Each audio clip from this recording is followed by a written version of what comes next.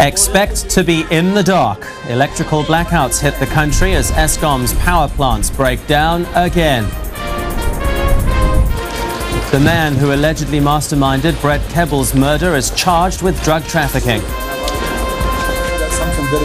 And Orlando Pirates get beaten once again, but this time by a freak storm at Ellis Park.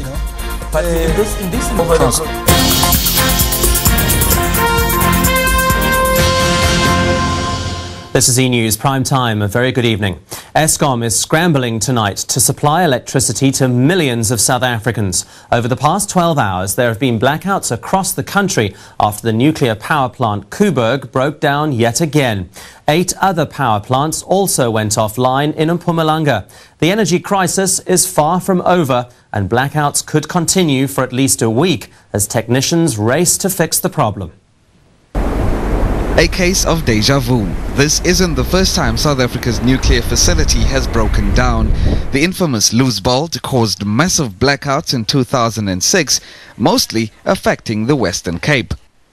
In the Western Cape, the outages are made even worse by yet another shutdown of Unit 1 at the Koeberg nuclear plant. It's the same unit that was responsible for last year's rolling blackouts. It had to be shut down after a loose bolt was found in its generator. Provinces affected this time include the Northern and Eastern Cape, the Free State, KwaZulu-Natal and Gauteng. It seems Eskom had underestimated the demand for electricity at this time of year. The problem was intensified because 8 coal-powered plants in Mpumalanga were taken offline due to technical problems. Eskom says it's working on the problem but warns that the power cuts are likely to continue well into next week. You know, the generators that have tripped, we know what the problems are, and people are working around the clock to make sure they can be fixed and we can return back to normal. We anticipate that we'll be in this situation for the few days up to end of next week. Meanwhile, Jacob Maroga has urged South Africans to assist in saving electricity by switching off all unnecessary appliances. Lukhanya Chalad, E-News, Cape Town. In Johannesburg, power cuts swept across the city throughout the day. With no electricity, traffic lights were out, causing chaos. Oh, this is a mess. It's very bad. It's very bad. I don't know what to say. It's very bad. I hate this. I've been driving around for 2 hours and I can't get home. They weren't the only ones struggling. Many businesses were left in the dark and were forced to send workers home. Well, we can do no electronic transactions. We cannot fill up our vehicles. We might as well close the business. We've got lots of stuff here to pay and we haven't made not even 100 rand today. The Johannesburg Chamber of Commerce believes millions have been lost due to the power cuts. And that after just one day. Valdi Karlse, E-News, Johannesburg. And in Durban, officials are promising at least 2 lots of power cuts a day. The first scheduled between 8 and 11 each morning, and then between 5 in the afternoon and 9 in the evening. The cuts will be spread across 11 areas of the city, including Westville, Umlazi, Claremont, Hillary and Malvern. Officials say the lights will be going on and off for at least the next 5 days, or until Eskom tells them the problems have been fixed. Vanessa Govender, E-News, Durban.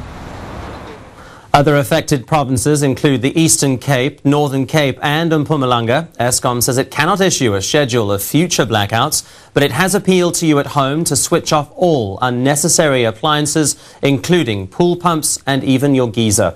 For further information, you can call Eskom on 0860 125 008, that's 0860 125 008, or visit their website www.eskom.co.za.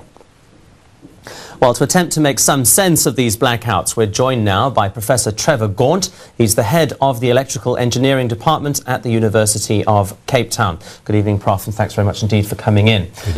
We're pretty used to this in the Western Cape, but now we're having nationwide blackouts. Does this mean the crisis at Koeberg is worse than ever? Not really. The load has grown since last year, so the reserve margin between what's available to generate power, and the load it's got to meet is a little bit thinner. And so when an incident happens, the effect is bigger or more widespread. Just what happened today? Of course, we don't yet really know all the details, but we do know that the generating unit number 1 at Koeberg is closed down. We know that some of the coal thermal stations in Mpumalanga had problems. There might have even been some transmission network incidents. And what caused what is what still has to be sorted out.